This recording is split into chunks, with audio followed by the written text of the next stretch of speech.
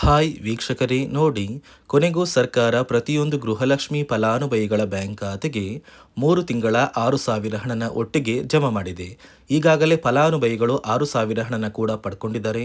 ನಿಮ್ಮ ಬ್ಯಾಂಕ್ ಖಾತೆಗೆ ಈ 6,000 ಹಣ ಬರಬೇಕು ಅಂದರೆ ನಿಮ್ಮ ವೋಟರ್ ಐ ಡಿ ಮತ್ತು ಜಾತಿ ಪ್ರಮಾಣ ಪತ್ರನ ನೀವು ಈ ಕೂಡಲೇ ಗೃಹಲಕ್ಷ್ಮಿಗೆ ಮರು ಅರ್ಜಿ ಮೂಲಕ ಲಿಂಕ್ ಮಾಡಿಸ್ಬೇಕಾಗುತ್ತೆ. ಹಾಗಾದರೆ ಹೇಗೆ ಲಿಂಕ್ ಮಾಡಿಸ್ಬೇಕು ಅಂದರೆ ನಿಮ್ಮ ಮೊಬೈಲಲ್ಲೇ ಒಂದು ಅಪ್ಲಿಕೇಶನ್ನ ಡೌನ್ಲೋಡ್ ಮಾಡಿ ಆ ಒಂದು ಆ್ಯಪ್ ಮೂಲಕ ನೀವು ಗೃಹಲಕ್ಷ್ಮಿಗೆ ಮರು ಅರ್ಜಿನ ಹಾಕ್ಬೋದು. ಈ ದಾಖಲಾತಿಗಳನ್ನ ಲಿಂಕ್ ಮಾಡಿಸ್ಬೋದು. ಹಾಗಾದರೆ ಹೇಗೆ ಮೊಬೈಲಲ್ಲಿ ಸ್ಟೆಪ್ ಬೈ ಸ್ಟೆಪ್ ಈ ಒಂದು ವಿಧಾನನ ನೀವು ಮಾಡಬೇಕು ಅಂತ ನಾನು ನಿಮಗೆ ತಿಳಿಸ್ಕೊಡ್ತೀನಿ.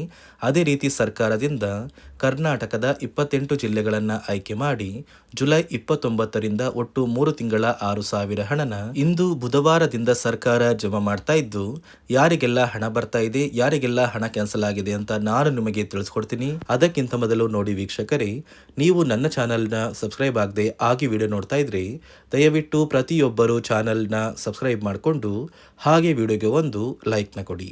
ಹೌದು ವೀಕ್ಷಕರೇ, ಸರ್ಕಾರ ಪ್ರತಿಯೊಂದು ಗೃಹಲಕ್ಷ್ಮಿ ಫಲಾನುಭವಿಗಳ ಬ್ಯಾಂಕ್ ಖಾತೆಗೆ ಕಳೆದ 3 ತಿಂಗಳಿಂದ ಬಾಕಿ ಇದ್ದಂಥ ಒಟ್ಟು ಗೃಹಲಕ್ಷ್ಮಿ ಯೋಜನೆಯ 6,000 ಹಣನ ಜಮಾ ಮಾಡುವುದಾಗಿ ಪ್ರತಿ ಫಲಾನುಭವಿಗಳಿಗೆ ಭರ್ಜರಿ ಗುಡ್ಡಿಸ್ನ ಕೊಟ್ಟಿದೆ. ಆದರೆ ಇಲ್ಲಿ ಸರ್ಕಾರ ನಿಮ್ಮ ಬ್ಯಾಂಕ್ ಖಾತೆಗೆ ಹಣ ಜಮಾ ಮಾಡಬೇಕು ಅಂದರೆ ನೀವು ಗೃಹಲಕ್ಷ್ಮಿಗೆ ನಿಮ್ಮ ಒಂದು ವೋಟರ್ ಐ ಡಿ ಮತ್ತು ಜಾತಿ ಪ್ರಮಾಣ ಪತ್ರನ ಕೊಟ್ಟು ಲಿಂಕ್ ಮಾಡಿಸ್ಬೇಕು. ಈ 2 ದಾಖಲಾತಿಗಳನ್ನ ಎಷ್ಟು ಬೇಗ ಲಿಂಕ್ ಮಾಡಿಸ್ತೀರಾ ಅಷ್ಟು ಬೇಗ ಹಣ ಬರುತ್ತೆ. ಯಾಕಂದರೆ ನಿಮ್ಮ ಮೊಬೈಲಲ್ಲೇ ಈ ದಾಖಲಾತಿಗಳನ್ನ ಲಿಂಕ್ ಮಾಡಿಸೋದಕ್ಕೆ ಅವಕಾಶ ಮಾಡಿಕೊಟ್ಟಿದ್ದು, ಹೇಗೆ ಮೊಬೈಲಲ್ಲಿ ದಾಖಲಾತಿಗಳನ್ನ ಲಿಂಕ್ ಮಾಡಿಸೋದು ಅಂತ ನಾನು ನಿಮಗೆ ಸ್ಟೆಪ್ ಬೈ ಸ್ಟೆಪ್ ಈ ಒಂದು ವಿಡಿಯೋದಲ್ಲಿ ತಿಳಿಸ್ಕೊಡ್ತೀನಿ. ಅದೇ ರೀತಿ ಸರ್ಕಾರದಿಂದ ಕರ್ನಾಟಕದ 28 ಜಿಲ್ಲೆಗಳನ್ನು ಆಯ್ಕೆ ಮಾಡಿ ಜುಲೈ 29ರಿಂದ ಅಂದರೆ ಬುಧವಾರದಿಂದ ಪ್ರತಿ ಫಲಾನುಭವಿಗಳಿಗೆ ಈ 3 ತಿಂಗಳ 6,000 ಹಣನ ಜಮಾ ಮಾಡ್ತಾ ಇದ್ದು, ಯಾವ ಫಲಾನುಭವಿಗಳಿಗೆ ಹಣ ಬರುತ್ತೆ, ಯಾರಿಗೆಲ್ಲ ಹಣ ಕ್ಯಾನ್ಸಲ್ ಆಗಿದೆ ಅಂತ ನಾನು ನಿಮಗೆ ತಿಳಿಸ್ಕೊಡ್ತೀನಿ. ನೋಡಿ ವೀಕ್ಷಕರೇ, ಮೊದಲು ಸರ್ಕಾರ ಯಾವ ಕಾರಣಕ್ಕೆ ಗೃಹಲಕ್ಷ್ಮಿ ಯೋಜನೆಗೆ ಹೊಸ ರೀತಿಯ ಒಂದು ನಿಯಮಗಳನ್ನ ತಂದಿದೆ ಅಂದರೆ, ಇಲ್ಲಿ ಗೃಹಲಕ್ಷ್ಮಿಯಲ್ಲಿ ಸುಮಾರು 6ರಿಂದ 7 ಲಕ್ಷಕ್ಕಿಂತ ಅಧಿಕ ಮಹಿಳೆಯರ ಹತ್ರ ಒಂದು ವೋಟರ್ ಐ ಡಿ ಕಾರ್ಡ್ ಇಲ್ಲ. ಅಂದರೆ ವೋಟರ್ ಐ ಡಿ ಇಲ್ಲ ಅಂದರೂ ಕೂಡ ಅವರು ಸರ್ಕಾರದಿಂದ ಬರುವ ಗೃಹಲಕ್ಷ್ಮಿ ಹಣನ ಪಡಿತಾ ಇದ್ದಾರೆ. ಮತ್ತು ಸಾಕಷ್ಟು ಫಲಾನುಭವಿಗಳ ಒಂದು ಬ್ಯಾಂಕ್ ಖಾತೆ ಏನಿದೆ, ಆ ಒಂದು ಬ್ಯಾಂಕ್ ಖಾತೆ ಹೊರ ರಾಜ್ಯದ ಬ್ಯಾಂಕ್ ಖಾತೆ ಆಗಿದೆ.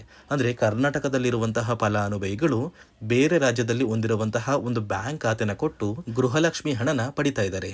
ಅದೇ ರೀತಿ ಸಾಕಷ್ಟು ರೀತಿಯ ಹೊಸ ಬದಲಾವಣೆಗಳು ಯಾವ ಕಾರಣಕ್ಕೆ ಬರ್ತಾ ಇದೆ ಅಂದರೆ, ಗೃಹಲಕ್ಷ್ಮಿ ಯೋಜನೆಯಲ್ಲಿ ಅರ್ಹವಿರುವ ಫಲಾನುಭವಿಗಳಿಗೆ ಅಂದರೆ ಕರ್ನಾಟಕದವರಾಗಿದ್ದು ಕರ್ನಾಟಕದಲ್ಲೇ ವೋಟರ್ ಐ ಡಿನ ಹೊಂದಿದ್ದು ಕರ್ನಾಟಕದ ಫಲಾನುಭವಿಗಳಾಗಿದ್ದು ಇವರ ಬ್ಯಾಂಕ್ ಖಾತೆಗೆ ಹಣ ತಲುಪಬೇಕು. ಬೇರೆ ಫಲಾನುಭವಿಗಳಿಗೆ ಯಾವುದೇ ಕಾರಣಕ್ಕೂ ಹಣ ತಲುಪಬಾರದು ಅಂತ ಸರ್ಕಾರ ನಿರ್ಧಾರ ಮಾಡಿದೆ.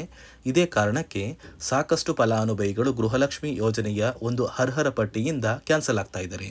ನಿಮ್ಮ ಒಂದು ಮನೆ ಬಾಗಿಲಿಗೆ ಸರ್ಕಾರದಿಂದ ಅಧಿಕಾರಿಗಳು ಬರ್ತಾರೆ.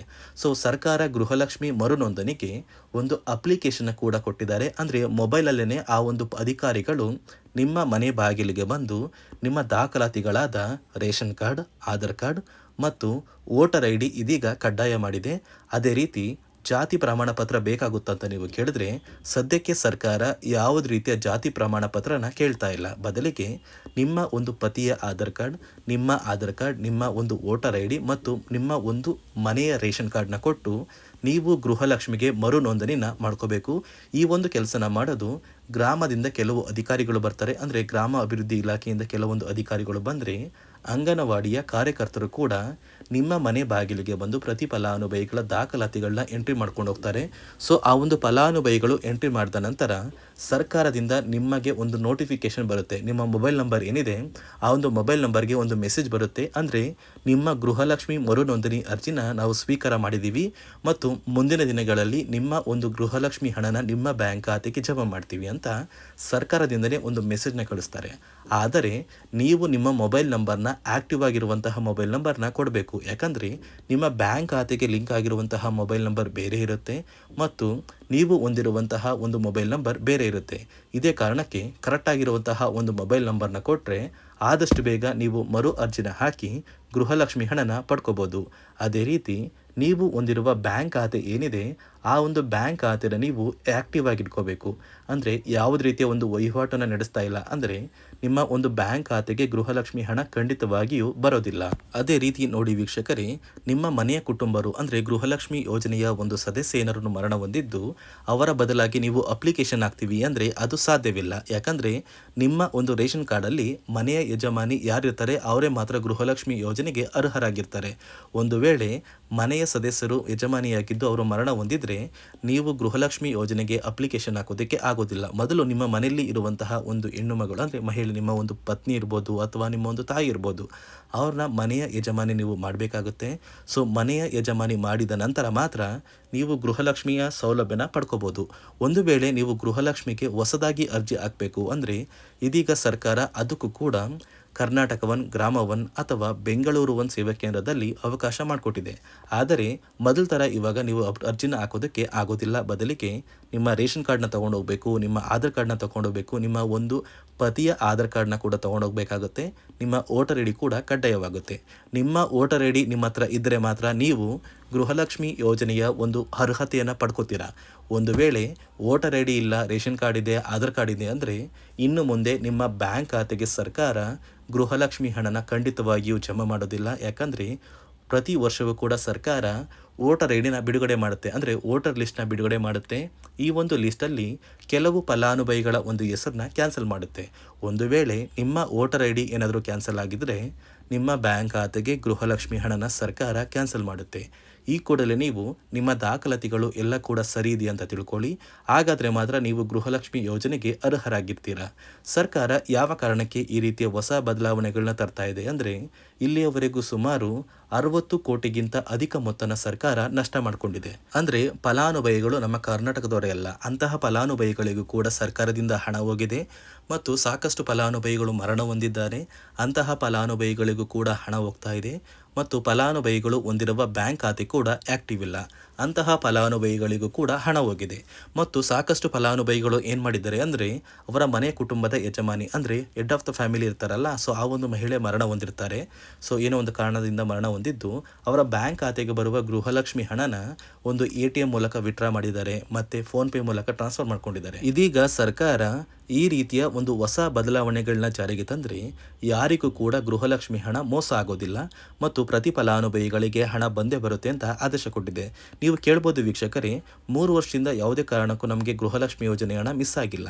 ಸೊ ಇದೀಗ ಏನಕ್ಕೆ ಸಡನ್ ಆಗಿ ಈ ಥರ ಬದಲಾವಣೆಗಳು ಬರ್ತಾ ಇದೆ ಅಂದರೆ ಸರ್ಕಾರದಿಂದ ಕೆಲವು ಅಧಿಕಾರಿಗಳು ಒಂದು ಚರ್ಚೆ ನಡೆಸಿದ್ದಾರೆ. ಒಂದು ಸಭೆಯಲ್ಲಿ ಗೃಹಲಕ್ಷ್ಮಿ ಯೋಜನೆಯ ಕುರಿತು ಒಂದು ಸಭೆ ಮಾಡಿದಾಗ ಅಲ್ಲಿ ಗೃಹಲಕ್ಷ್ಮಿ ಯೋಜನೆಯಲ್ಲಿ ಸಾಕಷ್ಟು ರೀತಿಯ ಲೋಪದೋಷಗಳು ಕಂಡು ಬಂದಿದೆ. DBT ಮೂಲಕ ನಿಮ್ಮ ಬ್ಯಾಂಕ್ ಖಾತೆಗೆ ಹಣನ ಹಾಕಬೇಕಾದ್ರೆ ಸಾಕಷ್ಟು ಫಲಾನುಭವಿಗಳಿಗೆ ಹಣ ಹೋಗ್ತಾ ಇದೆ. ಸಾಕಷ್ಟು ಫಲಾನುಭವಿಗಳಿಗೆ ಹಣ ಹೋಗಿದ್ರು ಅವರ ಬ್ಯಾಂಕ್ ಖಾತೆಗೆ ಜಮಾ ಆಗ್ತಾ ಇಲ್ಲ, ಬದಲಿಗೆ ಆ ಒಂದು ಹಣ DBTಯಲ್ಲೇ ಸ್ಟಕ್ ಆಗ್ತಾ ಇದೆ ಮತ್ತು ಸರ್ಕಾರಕ್ಕೂ ಕೂಡ ಆ ಒಂದು ಹಣ ಬರ್ತಾ ಇಲ್ಲ. ಮತ್ತು ಸರ್ಕಾರ ಹಾಕಿರುವ ಹಣ ಇನ್ನೂ ಕೂಡ ಹಾಗೇ ಇದೆ. ಸಾಕಷ್ಟು ಫಲಾನುಭವಿಗಳು ಆ ಒಂದು ಹಣನ ಯೂಸ್ ಕೂಡ ಮಾಡ್ತಾ ಇಲ್ಲ, ಅಂದರೆ ಅದು ಬ್ಯಾಂಕ್ ಖಾತೆಯಲ್ಲಿ ಹಂಗೇನೆ ಇದೆ. ಇದೇ ಕಾರಣಕ್ಕೆ ಸರ್ಕಾರ ಈ ರೀತಿಯ ಹೊಸ ಬದಲಾವಣೆಗಳನ್ನ ತಂದಿದ್ದು, ಯಾರೆಲ್ಲ ಫಲಾನುಭವಿಗಳು ಸರ್ಕಾರಕ್ಕೆ ತೆರಿಗೆನ ಕಟ್ತಾ ಇದ್ದೀರಾ, ಗೌರ್ನಮೆಂಟ್ ಜಾಬಲ್ಲಿದ್ದೀರಾ ಮತ್ತು ಇನ್ಕಮ್ ಟ್ಯಾಕ್ಸ್ನ ಪೇ ಮಾಡ್ತಾ ಇದ್ದೀರಾ, ಇಂತಹ ಫಲಾನುಭವಿಗಳ ಹೆಸರನ್ನ ಇನ್ನು ಮುಂದೆ ಸರ್ಕಾರ ಗೃಹಲಕ್ಷ್ಮಿ ಯೋಜನೆಯಿಂದ ಕ್ಯಾನ್ಸಲ್ ಮಾಡಿದೆ. ನಿಮ್ಮ ಒಂದು ರೇಷನ್ ಕಾರ್ಡ್ BPL ರೇಷನ್ ಕಾರ್ಡಿಂದ APL ಆಗಿದ್ರು ಕೂಡ ನೀವು ಗೃಹಲಕ್ಷ್ಮಿ ಯೋಜನೆಯನ್ನು ಪಡೆಯೋದಕ್ಕೆ ಅರ್ಹರಾಗಿರ್ತೀರಾ. ನೋಡಿ ವೀಕ್ಷಕರೇ, ಸರ್ಕಾರದಿಂದ ಗೃಹಲಕ್ಷ್ಮಿ ಯೋಜನೆಯ ಪ್ರತಿ ಫಲಾನುಭವಿಗಳಿಗೆ 3 ತಿಂಗಳ 6,000 ಹಣನ ಕೊನೆಗೂ ಜಮಾ ಮಾಡ್ತಾ ಇದ್ದು, ಇಂದು ಬುಧವಾರ ಜುಲೈ 29ರಿಂದ ಕರ್ನಾಟಕದ 28 ಜಿಲ್ಲೆಗಳಿಗೆ ಈ 6,000 ಹಣ ಬರ್ತಾ ಇದ್ದು, ಆ ಒಂದು ಜಿಲ್ಲೆಗಳ ಹೆಸರು ಬಳ್ಳಾರಿ, ಬೀದರ್, ಕಲಬುರಗಿ, ಕೊಪ್ಪಳ, ರಾಯಚೂರು, ಯಾದಗಿರಿ, ವಿಜಯನಗರ, ಬೆಂಗಳೂರು ನಗರ, ಬೆಂಗಳೂರು ಗ್ರಾಮಾಂತರ, ರಾಮನಗರ, ಚಿಕ್ಕಬಳ್ಳಾಪುರ, ಚಿತ್ರದುರ್ಗ, ದಾವಣಗೆರೆ, ಕೋಲಾರ, ಶಿವಮೊಗ್ಗ, ತುಮಕೂರು, ಚಾಮರಾಜನಗರ, ಚಿಕ್ಕಮಗಳೂರು, ದಕ್ಷಿಣ ಕನ್ನಡ, ಹಾಸನ, ಕೊಡಗು, ಮಂಡ್ಯ, ಮೈಸೂರು, ಉಡುಪಿ, ಬಾಗಲಕೋಟೆ, ಬೆಳಗಾವಿ, ವಿಜಯಪುರ, ಧಾರವಾಡ, ಗದಗ, ಹಾವೇರಿ, ಉತ್ತರ ಕನ್ನಡ ಹೀಗೆ ಸರ್ಕಾರ ಒಟ್ಟು 3 ತಿಂಗಳ ಗೃಹಲಕ್ಷ್ಮಿ ಯೋಜನೆಯ 6,000 ಹಣನ ಜಮಾ ಮಾಡಲಿದ್ದು, ನಿಮ್ಮ ಬ್ಯಾಂಕ್ ಖಾತೆಗೂ ಕೂಡ ಹಣ ಬಂದೇ ಬರುತ್ತೆ. ಈ ಒಂದು ವಿಡಿಯೋನ ನಿಮ್ಮ ಪ್ರತಿಯೊಂದು ಸ್ನೇಹಿತರಿಗೆ ಶೇರ್ ಮಾಡಿ ಅವರ ಬ್ಯಾಂಕ್ ಖಾತೆಗೂ ಕೂಡ ಹಣ ಬರುತ್ತೆ ಅಂತ ತಿಳಿಸಿ ಅಂತ ಹೇಳ್ತಾ, ಇದಿಷ್ಟು ಸರ್ಕಾರದಿಂದ ಬಂದಿರುವ ಮಾಹಿತಿಯಾಗಿದ್ದು, ನಾನು ಕೊಟ್ಟಿರುವ ಮಾಹಿತಿ ನಿಮಗೆ ಇಷ್ಟ ಆಗಿದ್ದಲ್ಲಿ ನನ್ನ ಚಾನಲ್ನ ಸಬ್ಸ್ಕ್ರೈಬ್ ಮಾಡಿಕೊಂಡು ಹಾಗೆ ವಿಡಿಯೋಗೆ ಒಂದು ಲೈಕ್ನ ಕೊಡಿ.